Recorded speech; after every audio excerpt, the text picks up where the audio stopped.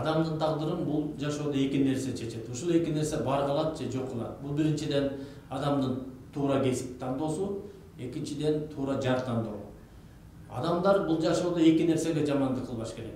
Биринчиден адамдарга жамандык кылбаш керек. Экинчиден жаратылышка жамандык кылбаш керек. Ушул эки нерсеге жамандык кылбаган адамдардын Кудай өзү жолун ачып берет. Жолу ачык болот.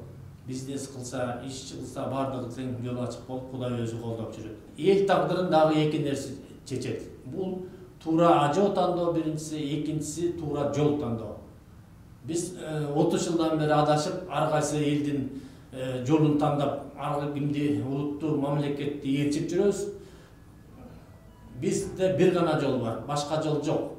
Бул кылымдарды караткан ата-бабанын жолу. Ата-бабанын жолуна түшсөк, биз салттуу, ооматтуу, дөөлөттүү, улуу кыргыз каганатындай болобуз. Ата-бабанын жолуна түшсөк, бизде майыптар үй деген болбойт, каралар үй деген болбойт, солукулар үй деген болбойт, түрмө деген болбойт. Кыргызда салт күчтүү, нарк күчтүү болуп жашайбыз.